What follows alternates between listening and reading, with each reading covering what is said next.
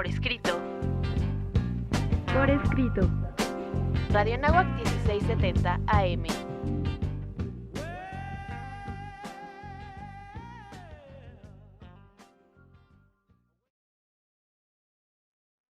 Eleva tus sentidos, un programa más en Por Escrito. El día de hoy nos acompaña. Seguimos atrapando lectores para nunca dejarlos ir. Mi nombre es Cecilia Durán Mena. ¿Cómo están? Me da muchísimo gusto saludarles como siempre. Yo soy Raúl Sanz. Por segunda ocasión en este programa tenemos nuevamente una invitada muy especial que además nos ayuda con los pretextos para los temas con los que hemos podido conversar con ella. Bienvenida. Muchas gracias, Juan Carlos. Yo encantada de que me inviten. Maru Guzmán. Y vamos a nuestras redes sociales, por favor. Por supuesto, los invitamos como siempre a que nos sigan a través de todas nuestras redes sociales. Ya saben que pueden seguirnos a través de Facebook, Revista Por Escrito. Hágalo también a través de Twitter, @Por Escrito, Instagram, @Revista Por Escrito. Escúchanos por Spotify en Por Escrito. Estamos en nuestra página web, en nuestros canales de YouTube, desde luego, y los invitamos a que nos sigan a través del 1670 de AM en Radio Anáhuac y invitarlos a que nos vean todos los miércoles con una nueva emisión a las 9 de la noche a través de Código Libre. Síganos, por favor. La última vez que Maru nos acompañó, platicábamos de la Revolución Francesa y del papel que tenían las mujeres en la Revolución Francesa. Estamos todavía en el mes de las mujeres y el fondo de pantalla de Cecilia ya nos deja ver un poco por dónde vamos. Maru nos ayuda con el pretexto. Vamos a nuestros pretextos literarios. Pretextos literarios.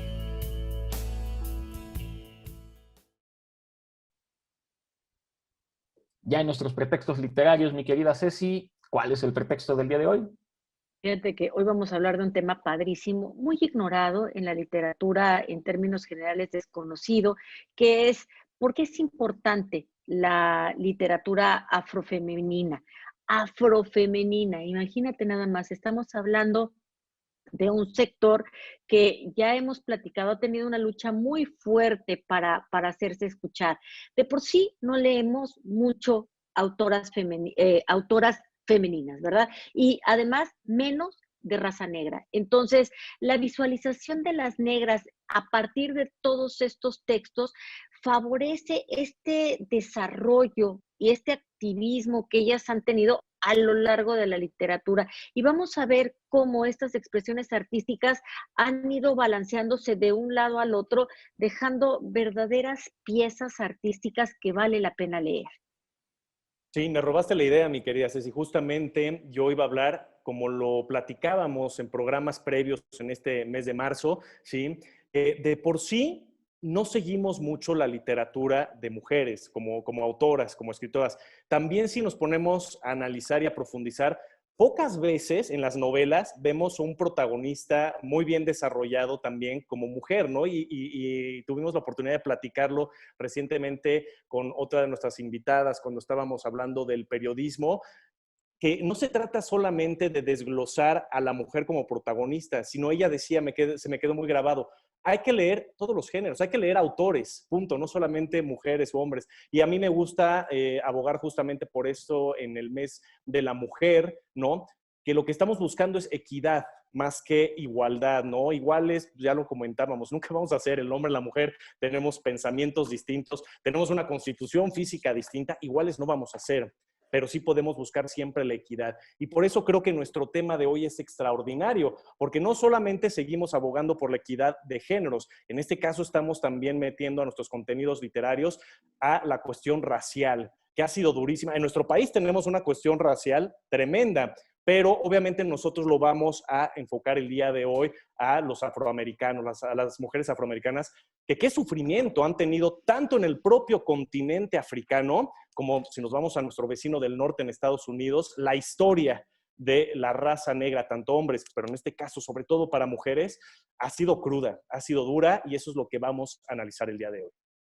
Así es, Raúl. Fíjate que Phyllis Wheatley reúne esas dos cuestiones que tú estás diciendo. Hay que rescatar la labor de la mujer como sujeto histórico, es decir, como protagonista de cambios en la historia, porque los cambios en la historia siempre se los han achacado a los hombres. Finalmente los hombres son los que escriben la historia y ellos son los que promueven y provocan los cambios. Ahora con este nuevo contexto donde la mujer se ha visualizado, como bien lo dice Ceci, se está pues dando a conocer esta labor que sí ha tenido la mujer a lo largo de la historia.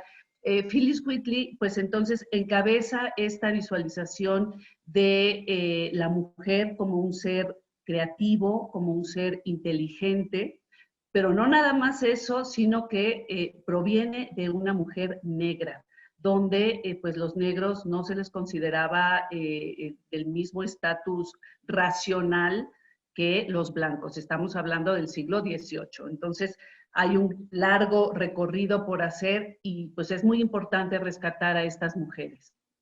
Bien, justo Raúl me hacía recordar que quizá le debemos dedicar un programa en algún momento a la literatura indígena mexicana. Yo quisiera aprovechar un poco el dato histórico. ¿Por qué en México tenemos tan poca cultura de la raza negra?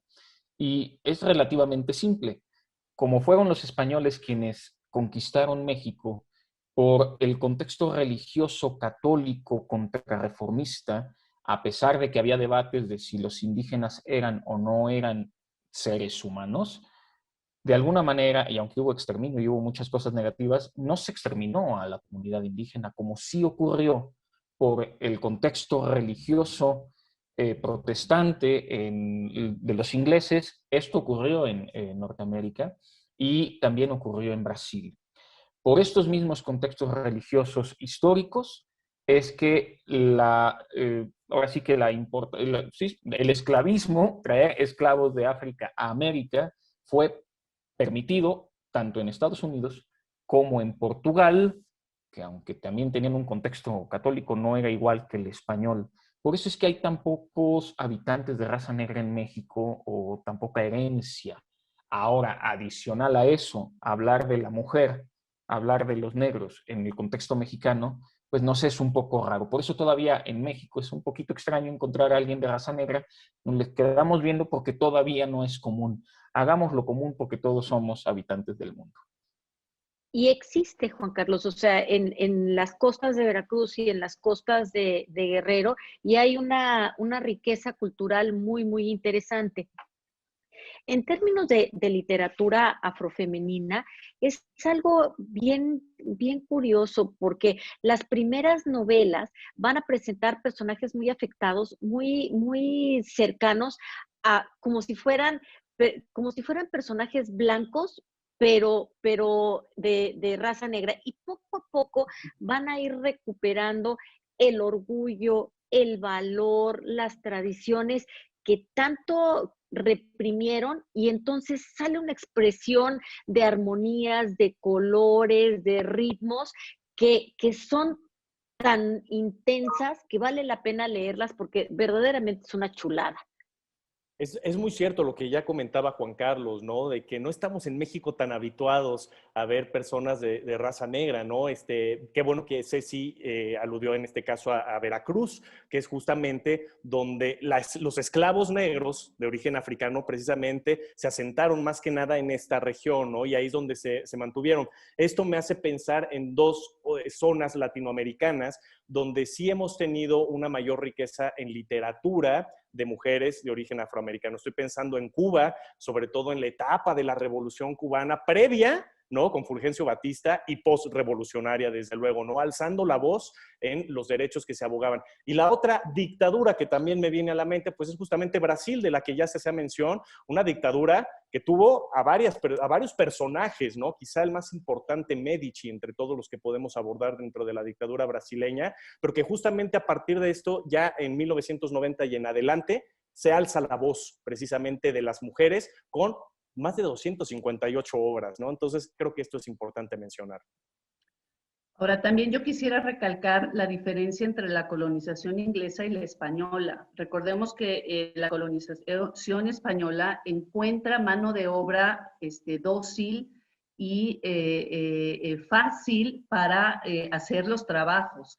En cambio, la colonización inglesa pues encuentra un mundo americano de tribus salvajes, no aptas para el trabajo, entonces tienen la necesidad de buscar el trabajo en la explotación de los esclavos.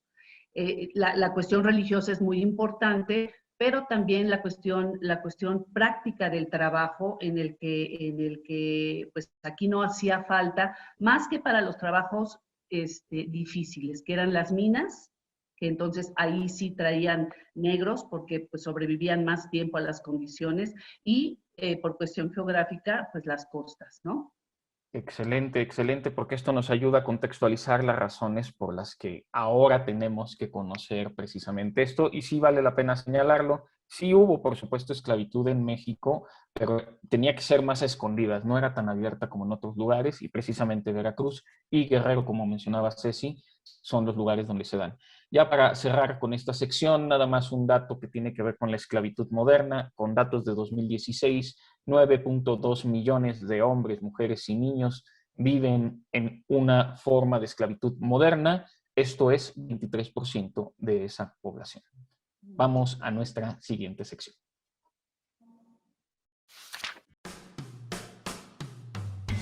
Autor desconocido.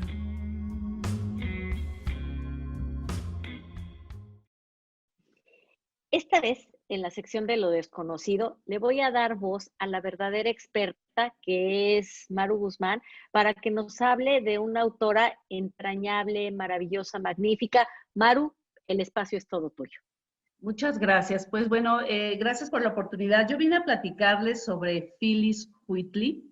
Phyllis Wheatley es una niña, fue una niña que nació en Gambia a finales del siglo XVIII, y que es traída a América, a la ciudad de Boston, a los 7 años. Se llama Phyllis porque así es el nombre del barco, así era el nombre del barco, y se llama Wheatley por la persona que la vendió a la familia a la que se incorporó.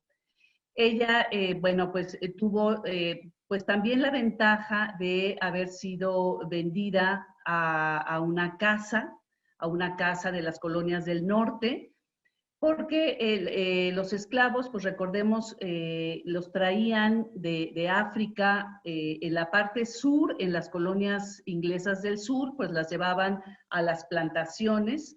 Las mujeres pues hacían trabajo de campo, pero también algunas las llevaban a las casas de los dueños, de los señores de estas plantaciones. En las colonias del norte, pues la situación y la industria económica era diferente. Entonces, el trabajo de las mujeres pues se dedicaba más bien hacia las fábricas o en las casas de los señores. Y ese fue el destino de Phyllis, el haber llegado a casa de una familia acomodada, en la que tenían 2 hijas y un hijo. Esta niña le dieron, pues bueno, lo primero que hicieron las hijas, pues fue alfabetizarla, enseñarla a leer y a escribir. Y al ir viendo que pues era una niña inteligente, una niña lista, pues no solo se quedó en enseñarle a leer y escribir, sino que empezaron a pues introducirle a lecturas en latín, en griego, es decir, Phyllis aprendió a leer literatura griega, literatura latina, leyó ciencias, astronomía y demás, y leyó teología. Finalmente llega a una casa protestante de origen puritano, de la escuela, la iglesia congregacionista. Entonces, pues era una familia muy religiosa, y pues entonces lee libros de teología. Entonces, tuvo esta formación literaria, filosófica, teológica, y pues su habilidad y su sensibilidad la llevó a escribir poemas. Ella escribe su primer poema a los 14 años, y entonces era tal orgullo de la señora y de los hijos que la empezaron a introducir a los círculos literarios de la comunidad. Y fue reconocida y aplaudían su forma de escribir y su sensibilidad. Esto llevó a que Phyllis escribiera una serie de poemas, y el siguiente paso era que pudiera editarlos. Estamos hablando de finales del siglo XVIII, ya muy dentro de un, pues digamos, de un ambiente ya independentista, que pues entonces pues también no era un ambiente propicio o muy favorable a que pudieran hacerle caso a una poeta negra. Entonces, lo que hace el hijo de esta familia es llevarla a Londres a presentarla. Y la presenta a los círculos aristocráticos ingleses, y pues llama la atención, le ven el potencial que tiene y logran editar su libro. Este es el gran acontecimiento de Phyllis Wheatley, y queda asentado en la historia que pues es la primera mujer negra poeta en editar sus poemas. Fue tal el impacto que le pidieron a la familia que la liberara, que liberara a Phyllis, que la quitara de la esclavitud, y finalmente quedó como liberta. Se casa también con otro negro ya liberto. Tiene un hijo, no recuerdo si 2, o sea, hace una familia. Sin embargo, a su esposo lo meten a la cárcel por una cuestión de impuestos, de no haber pagado, etc. El caso más triste es que Phyllis muere en la pobreza, muere sin finalmente el reconocimiento de su hijo o incluso de su comunidad negra. Lo más triste aquí, bueno, tuvo que haber habido un movimiento que la rescatara. ¿Por qué? Porque su gran hazaña quedó enterrada tanto por los blancos como por los negros. ¿Por qué? Porque los blancos finalmente era una poeta negra que trataba de imitar o trataba de asimilar la cultura blanca y pensar como blanca, ¿no? Y por parte de los negros, es increíble que no la identifican, no la reconocen como parte de su comunidad, porque ella no representa los valores ni la cultura negra. Ella habla como blanca, escribe como latina, habla de un Dios cristiano que no es el suyo, que es un Dios impuesto. Entonces, no es reconocida por ninguno de los dos sectores, hasta que finalmente en el siglo XX y en el siglo XXI, todo este movimiento femenino de rescatar a estas grandes mujeres de la historia en la cultura, y también por un movimiento de estudios étnicos, en donde se trata de rescatar esta cultura de las minorías. En este caso, en el mundo anglosajón, pues de los negros. Es una historia extraordinaria.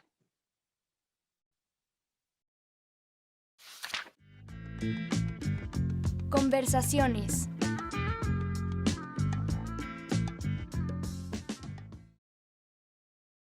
Ya estamos en nuestras conversaciones. Mi querido Raúl, por favor, el mensaje que siempre queremos darle a nuestros escuchas. Por supuesto, nosotros vivimos de que nos escuchen y nos vean, así es que les hacemos esa atenta invitación para que todos los miércoles nos siga a través de Código Libre con una nueva emisión que siempre será a las 9 de la noche y también invitarlos a que nos escuchen por radio en el 1670 de AM, Radio Anáhuac.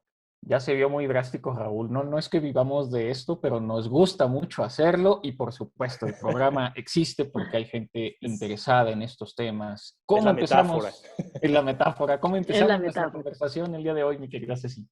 Pues mira, empezamos desde la dificultad que tenemos para encontrar literatura de mujeres de raza negra que han escrito y hay muchísimo, y hay gran diversidad. Creo que el arco va desde lo que se produjo desde el siglo XVIII hasta lo que se produjo hace 5 minutos, en donde, o sea, todas ellas van, por un lado, tratando como de alejarse de esta tradición esclavista, en donde les da un poco de pena todas las tradiciones que venían, porque ellos querían, como ellas querían parecerse a sus patronas, a sus amas, entonces las evocaban, las admiraban y hacían personajes de raza negra muy afectados, muy tildaditos, muy como si fueran blancos, hasta otra revolución completamente distinta, en donde lo que están buscando es el rescate de esa tradición, en donde ven a África como la madre que les está dando pues mucha tradición religiosa, tradición que en muchos tiempos se vio como superstición, etcétera, y entonces la comida, los ritmos, los instrumentos musicales los empiezan a rescatar. Y luego, con Chimamanda Ngozi, por ejemplo, y todo lo que fue la literatura poscolonial, en donde dicen, ok, sí, pero no todos los negros que vivimos en África vivimos hambrientos o vivimos sufriendo o vivimos en tribus, porque también hay ciudades de primer mundo y yo tuve una infancia bonita, yo no tuve una infancia de sufrimiento, etcétera. Entonces, hay un arco de gran diversidad en donde de verdad vale la pena meterse para ver cuál es la realidad de estas plumas que se han levantado para decir, oye, pues nosotros también tenemos mucho que decir y vale la pena ser leídas. Fíjense, ya sabemos que este programa se nos va en 2 patadas siempre, ¿no? Va corriendo. Y yo me quedé pensando al principio de este programa, en la parte de pretextos, sobre el tema musical también, que creo que es muy importante en el ámbito afroamericano, particularmente en los Estados Unidos. Y yo no dejo de pensar los grandes géneros musicales que son de raza negra, si pensamos en el soul, el gospel, el jazz, el blues, desde luego no existirían sin la raza negra, ¿no? Y un poquito lo que hemos estado hablando, siempre destacamos al sexo masculino, ¿no? En el género masculino podemos pensar en Ray Charles, ¿no? Sobre todo en la parte del gospel, más que nada, ¿no? Que incluso hasta lo satanizaban en su momento a Ray Charles porque la música de Dios, cómo la podían de pronto él deslindarla de su tradición y de pronto la convierte en otras palabrotas para el tiempo y para la raza, ¿no?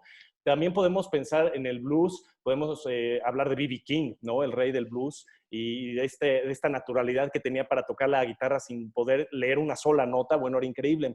Sin embargo, cuando hablamos de soul, no tenemos que hablar, hay muchos hombres, ¿no? Que desde luego se han destacado en este género, pero tenemos que hablar de una mujer como la reina, ¿no? Que es Aretha Franklin, desde luego, y que si bien ella no era cantautora, era una intérprete con ese vocerrón, considerada una de las grandes exponentes en la historia de las voces femeninas, para muchos la mejor cantante de la historia. El soul destaca precisamente gracias a un personaje femenino. Y esto lo digo así al inicio porque lo voy a relacionar con la literatura, ¿no? Yo pienso, varias veces lo he mencionado en este programa, una de mis grandes obras, tanto literarias como cinematográficas, es Lo que el viento se llevó, ¿no? Escrita por Margaret Mitchell. Y aquí me gusta destacar cómo un personaje femenino, en la figura de la actriz Hattie McDaniel, ¿no? Que representa a Mami en esta película y que también es muy bien representada, muy bien desglosada en la obra literaria, De pronto, esta mujer que era cantante y actriz, pero menospreciada todavía en una época del racismo en su máximo esplendor en Estados Unidos, de pronto es nominada al Oscar, al premio Oscar por este personaje, y no solo es nominada, gana en 1940, ¿no? Este premio Oscar, una mujer cantante, una mujer actriz, que además precisamente personifica al personaje de Mamie, que es la creada, ¿no? De estas casas del sur de Estados Unidos, y sin embargo, ella no deja ver que sufriera en esa casa, sino al contrario, se sentía parte de la familia, se sentía parte de estar siempre atrás del personaje de Vivian Leigh, ¿no? Como cuidándola, como una segunda madre. Entonces, es un personaje extraordinario, tanto el literario, ¿sí? Como el de la actriz que representó a este personaje. Fíjate, Raúl y Ceci, que sí se necesitó un movimiento para rescatar todos estos valores de la raza negra, porque el traer a esclavos de África a América, pues fue un proceso cultural muy difícil para ellos, porque lo que sucedía era que les quitaban su identidad.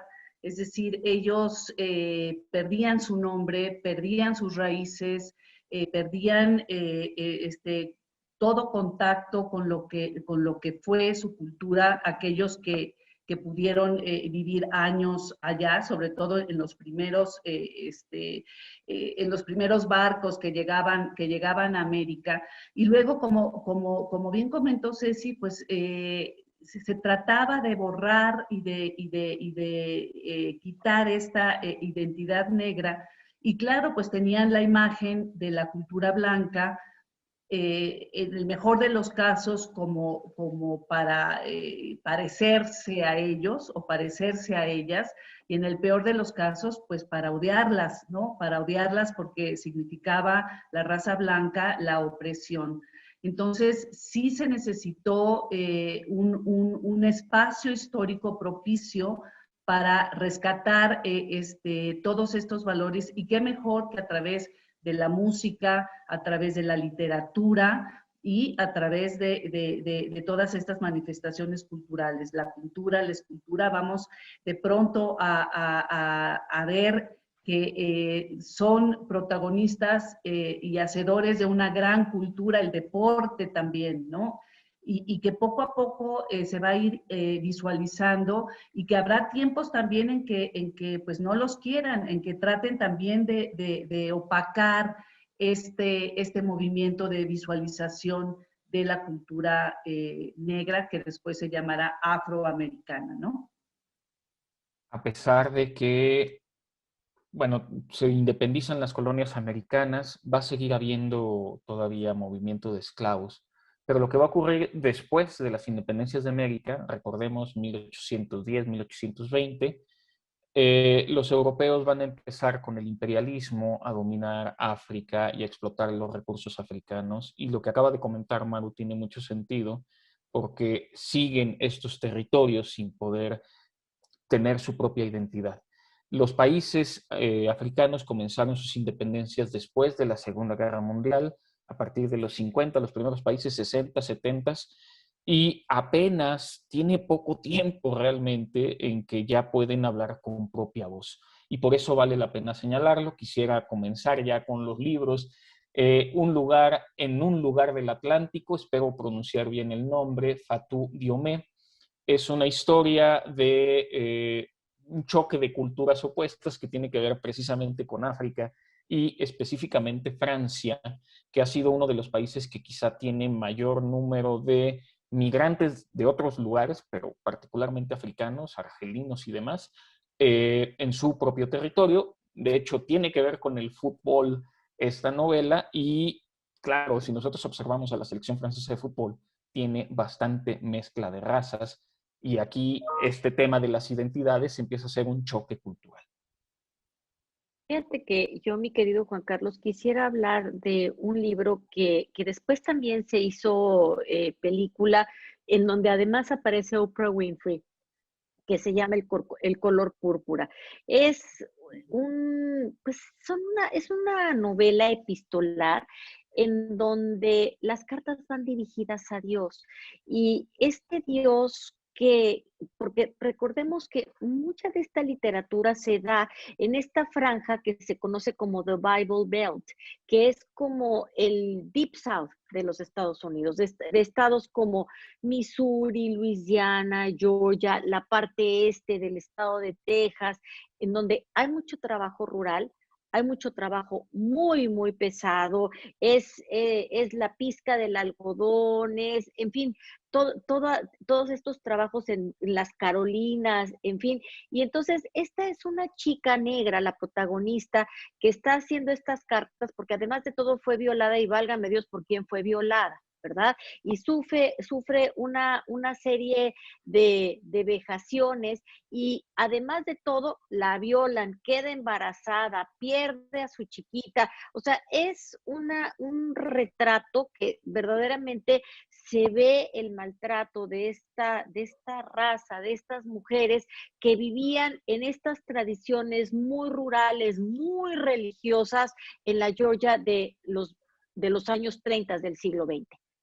Es una historia crudísima esa que nos hace mención Ceci, que además se ha representado tanto en teatro como en películas, y esta obra de Alice Walker, una historia muy dura de una mujer silly, ¿no? De estas zonas rurales de los Estados Unidos, que es violada por su padre, le es arrebatada a su hija, cree que se la matan, después se acaba casando con un hombre que es prácticamente el reflejo o el espejo de su padre, ¿no? Que también la maltrata. La película es muy buena, de hecho, si no la han visto, Whoopi Goldberg es la protagonista, Danny Glover es el esposo, que es un infeliz también en la historia, ¿no? Oprah Winfrey, como ya nos decía. Esta película además es dirigida por Steven Spielberg, tuvo 11 nominaciones y no ganó un solo premio Oscar, de hecho tiene ese récord de esta película, la película con mayor número de nominaciones sin ganar un solo premio. Vale la pena, y es una historia recurrente, ¿no? Del abuso, obviamente con la raza negra, pero particularmente con las mujeres. Esto me hace pensar en otra historia, ¿no? La novela escrita por Catherine Stockett, que la conocieron también muchas personas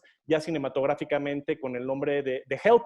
En México le pusieron varios títulos dependiendo del país, Criadas y Señoras, Historias Cruzadas, fue otro como nos llegó a nosotros aquí en México, y que habla precisamente de las personas de la servidumbre de raza negra que atendían las casas de las mujeres blancas en Jackson en los años 60. Y por ahí surge una periodista de raza blanca que precisamente se dedica a recabar las historias del abuso de estas pobres mujeres negras, y muy valiente también esta mujer blanca, hay que decirlo, ¿no? Recabando estas historias para poder publicarlas, se echó encima a toda la colonia blanca de Jackson, ¿no? Está basada en una historia real, ¿no? Entonces, estas historias en los Estados Unidos son recurrentes: abusos, violaciones, golpizas, ¿no?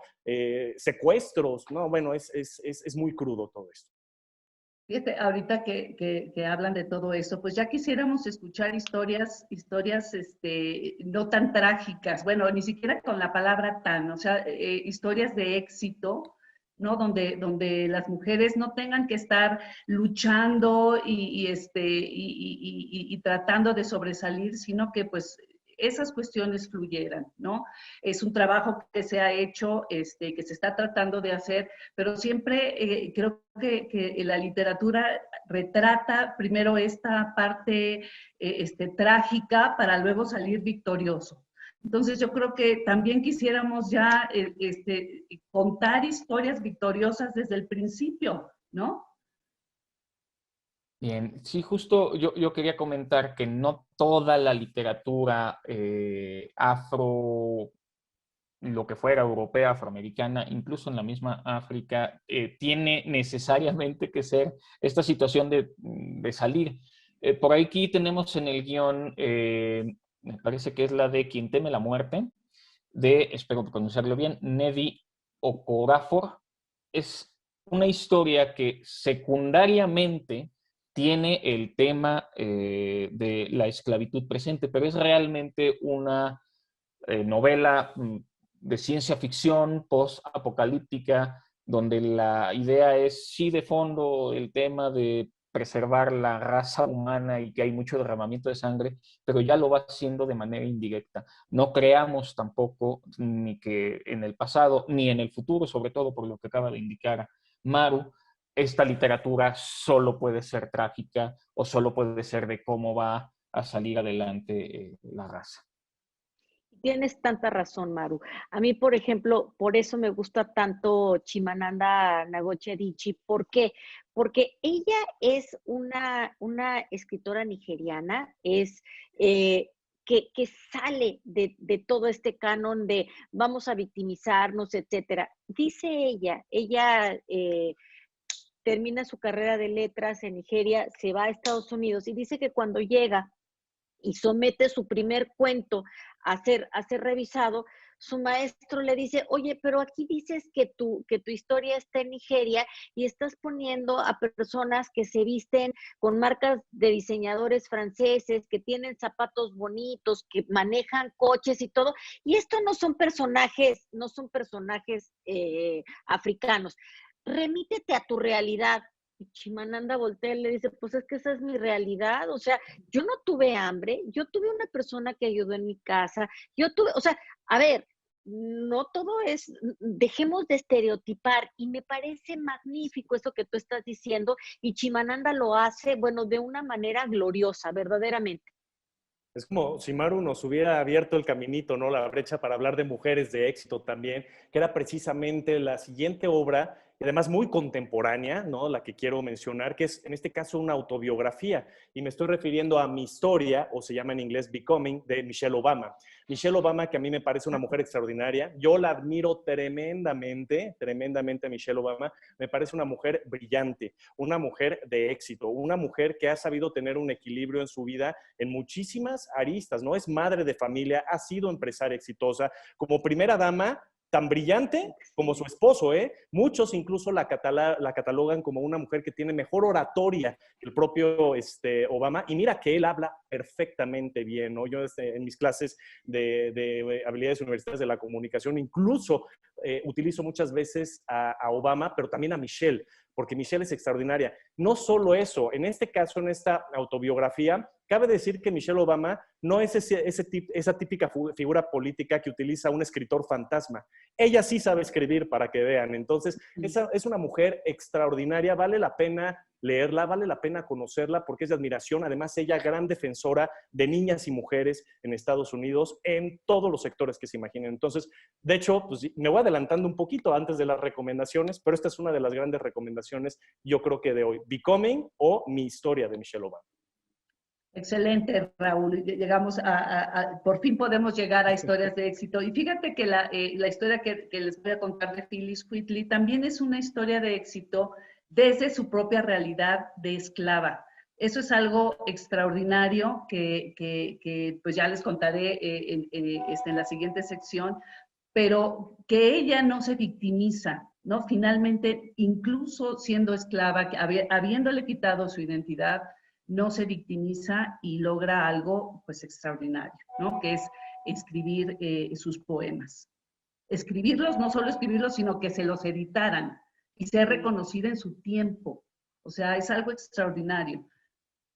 Me hizo recordar, Raúl, esto de los escritores fantasmas. Para quien pudiera no saberlo, es muy probable que en México algún presidente, a lo mejor se escape, pero son las personas que escriben a nombre de pues, todos estos gobernantes. Vamos a ir despidiendo ya el programa haciendo una recomendación. Yo quisiera recomendar, bueno, por un lado, una película que en inglés se llama A Time to Kill. Le pusieron Tiempo para Matar, de 1996, con protagonistas Samuel L. Jackson, Matthew McConaughey y se me fue el nombre de Sandra Bullock. Y por otro lado, La Mamba Negra, de Nadifa Mohamed, que es la historia de un niño somalí que después de una travesía buscando a su padre va a terminar en Gales. Wow, yo quisiera recomendarles Sus ojos miraban a Dios por Zora Neale Hurston. Es verdaderamente un reflejo de toda la religiosidad y de todo el fervor que han tenido estas mujeres a la hora de estar trabajando y a la hora de estar produciendo literatura. Pues yo mis recomendaciones hablé de ellas, ¿no? Una de ellas es la de Michelle Obama, Becoming, creo que vale toda la pena, sobre todo en la realidad, en el contexto actual. Pero lo siento, a mí me gusta el drama en las novelas y sigo apostándole también a ello, me fascina, y de tal forma, pues la recomendación la hablamos hace rato, Ceci y un servidor, El color púrpura, de Alice Walker. Pues yo vengo a hablar de Phyllis Wheatley y yo les voy a recomendar que lean su libro de poemas y sobre todo por la que más ha sido pues ahora reconocida es On Being Brought from Africa to America, siendo traída de África a América y cómo pues bendice finalmente ese destino que tiene. O sea, tuvo con qué trabajar a pesar de su realidad. Pues despedimos este programa, no sin antes agradecer a todo el equipo de producción, Inés Rendón, Brandon Hurley, Viviana Topete, Valeria Martínez, Salma Ayala. Gracias por hacer este trabajo posible. Nos despedimos todos. Nos vemos y escuchamos la próxima semana.